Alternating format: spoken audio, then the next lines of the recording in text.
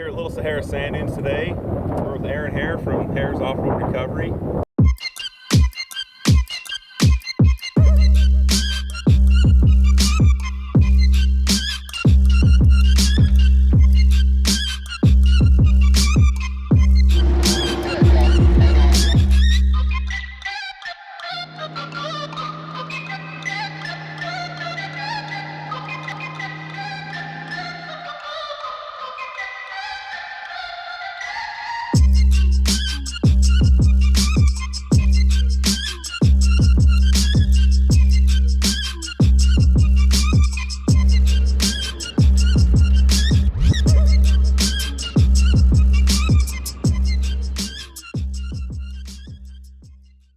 We're out here at Little Sahara Sand Dunes today. We're with Aaron Hare from Hare's Offroad Recovery, and he's agreed to do an interview with us. So kind to do that. He's going to tell us a little bit about his background in off-roading, kind of what he's done his whole life, and why he decided to start this company. And then we're going to do a walk around of his rig, and he's going to tell us what it is, what it's built of. He built it from the ground up. So start out telling us why, or what's your background? What have you done your whole life? So we go way back, like when my dad and Todd's dad met in this, what was it, 60s? I think so. So yep. They've been coming down here. They met. So my dad's Jay, his dad's Norm. Everybody knows Norm. Everybody knows Jay. So kind of build a friendship. Started coming down the dunes, you know, and it kind of branches off. Todd's wife, same boat. They're all of our dads. Big family and friend oriented group that we've come down with since the 60s on up. 3 generations I think we have in our group now, still camping together all the time. Yep. So from that, you know, grew up down the dunes. And then the late 90s, we kind of went away, got into the rock crawling gig. My dad built one that had built it from scratch, put the frame. Long story short, he built one, my brother built one, my other brother had a Jeep that he built up. I built this one. Both brothers kind of sold theirs. They got tired of it. You know, it's rock crawling's tough. You take it out, you break it, you bring it back, you fix it. It's time consuming, it gets expensive.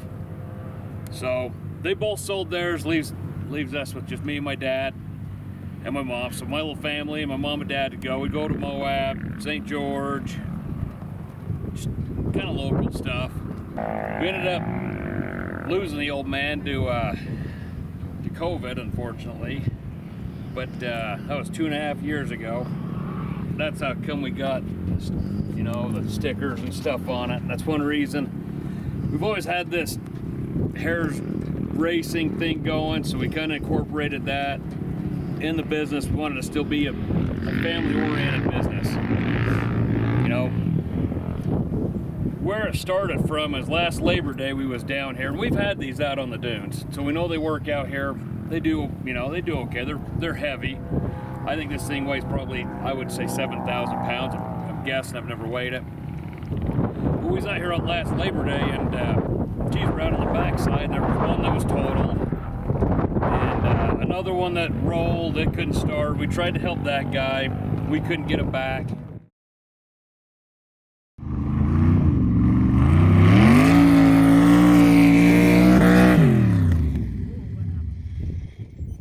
Short, on the way home, we're like, well, let's just start an off-roading thing. So when my dad passed away, we didn't use them. We went out once to Moab, wasn't the same. We took my dad's red one, we loaded everything up, me and my mom drove it, and then my daughters and my wife drove this. We got back, it was an emotional wreck without him. It wasn't the same. So we brought them back, and they sat in the garage for, geez, a little over a year, just sitting there, not getting used. So when we drove home at last Labor Day, we're like, well, we can take and rig up some stuff to where we can come out here and help people and do a little side gig. But we decided, well, we need winches, front and back, a boom. A lot of the times what happens is, well, accidents happen. you can't see when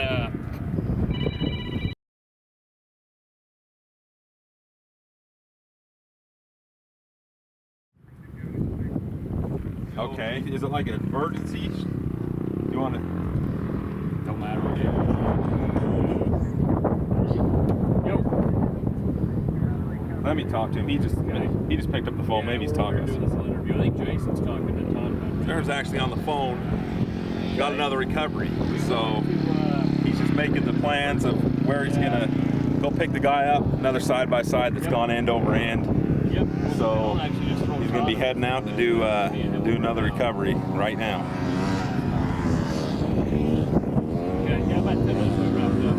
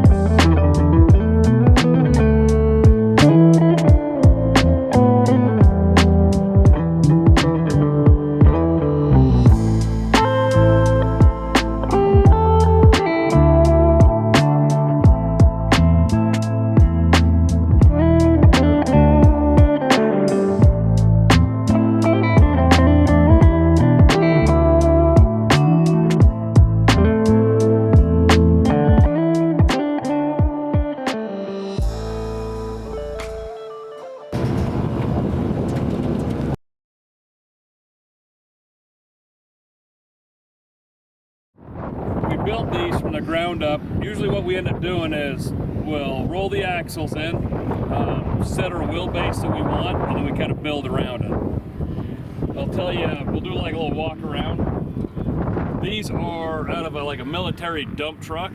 They're a 2.5 ton Rockwell axle. I got 2 steering axles, so it'll steer in the front and the back. That way I can get into really tight maneuverabilities.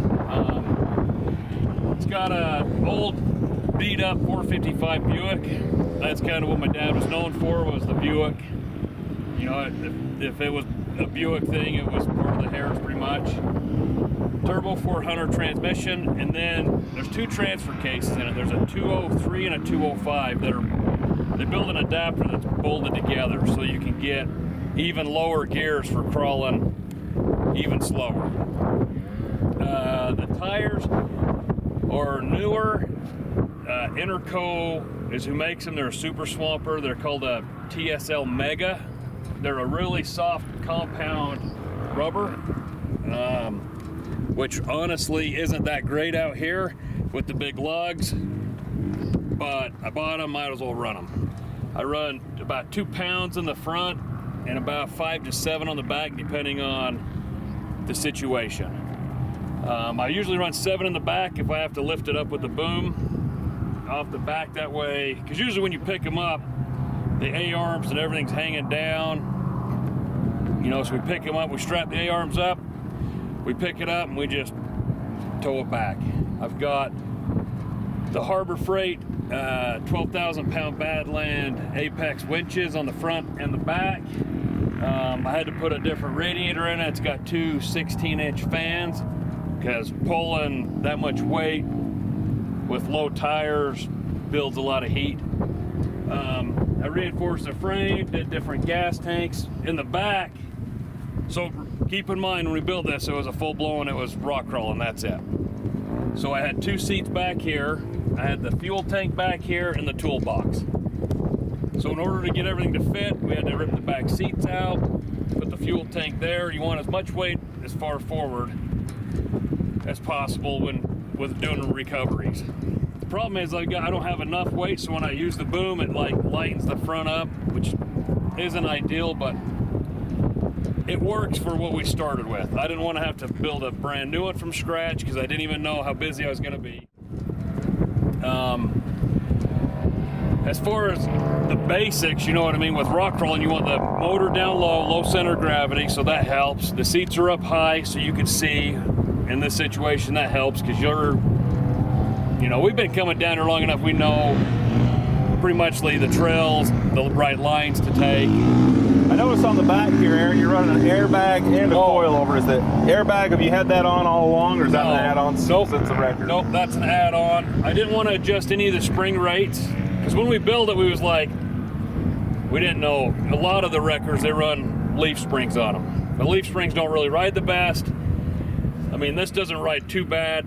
I run about, right now I got, I think, 15 pounds of air in the bags. I can take them all the way up to 100.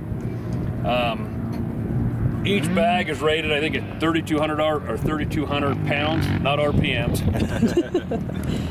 But yeah, so if we got to pick up something heavy, I got an onboard compressor. Here's the tank. I got 2 electric compressors hidden underneath here that I can put air in the tires. I can put air in the bags. I can beat up tires when they pop off. So, I mean, other than that, we've had to do a little bit of tweaking, but I don't, you know, light bars and just weird random stuff like that. It does have lockers in the front and the back, just from the rock crawling days. I've had to put bigger shafts in the back, because back in the rock crawling days, we was breaking them, just a lot of pressure. Yeah, I don't, this is more or less where I want to be, is out here. I don't necessarily want to take it up into the mountains. I didn't grow up in the mountains, so I don't know. Everybody's like, oh, you've been to this trail, Log Canyon, Log Hollow, Log this, and I don't have any idea what they're even talking about.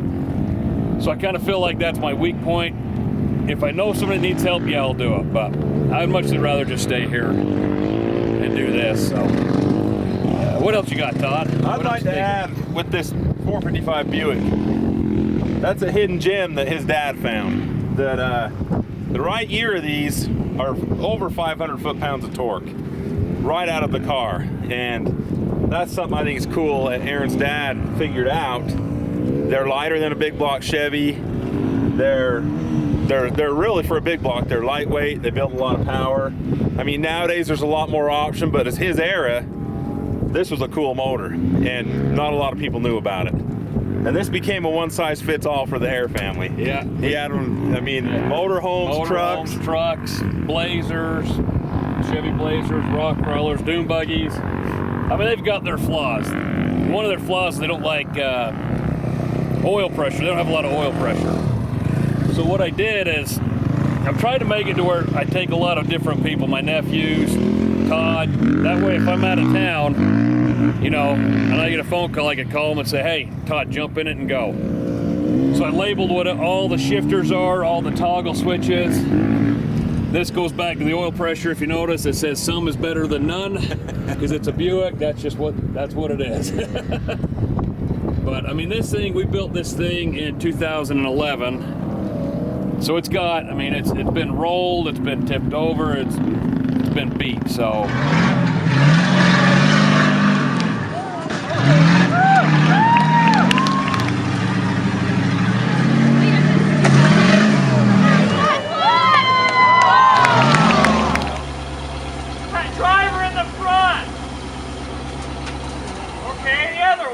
Oh.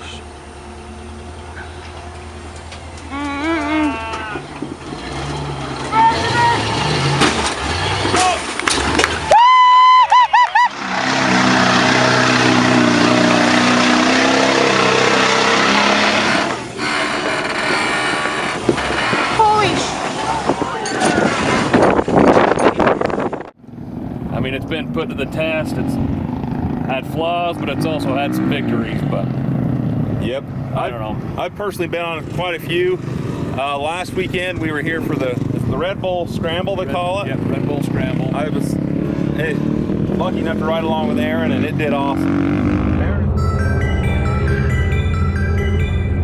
That dude's, he's on the out little one-seater.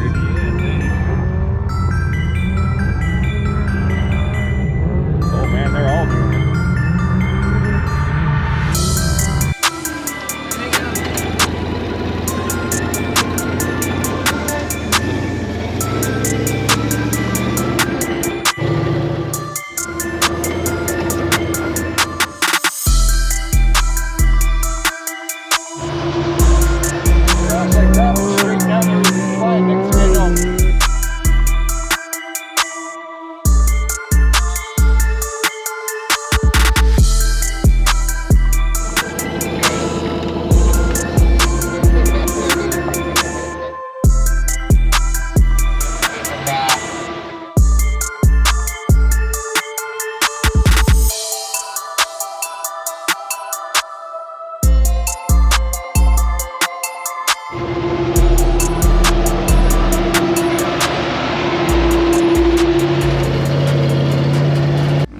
Is it full hydraulic steer or is Yes. it? Okay. Yep. So full hydraulic steering on the front, and then it's electric over hydraulic on the back. So I got a little toggle switch that runs an electric motor, which runs a hydraulic pump.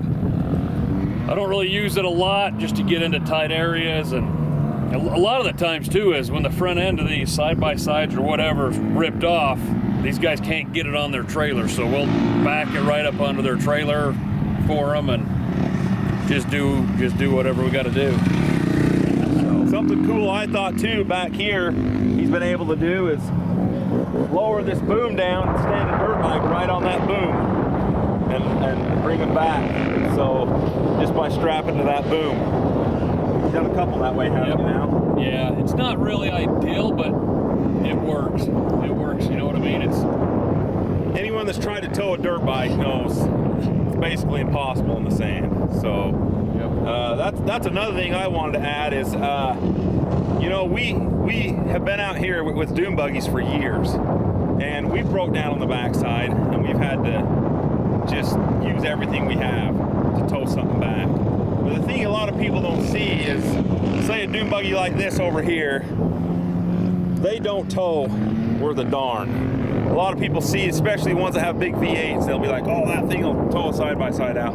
They don't. And the other thing it does is it puts a lot of strain on the transmission, which is the most expensive part of those. And a lot of people, you know, they'd come ask us to help tow someone out with a sand rail, and they just, you know, they will do it, but you really have to give them a hard beating.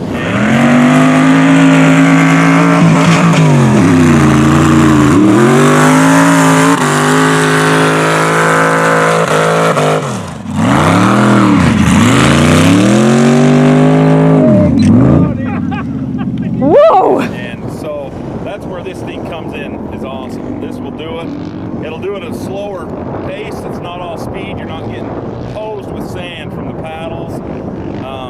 It just does it a lot smoother. It does a great job of it. Yeah, hopefully it never breaks down. Yeah. That's kind of one of my biggest fears is if that thing, if you know, something happens. And that's one reason too why a lot of people's like, well, why don't you put like a Cummins motor in it or something that's fuel injected? And I get nervous doing that because then you got sensors and senders and this, and it runs that and a lot of wires. This thing's pretty, it's kind of dummy proof, which I like. Yep. I'm kind of a dummy. So it makes it to where if something does happen, there's a good possibility I could fix it right there.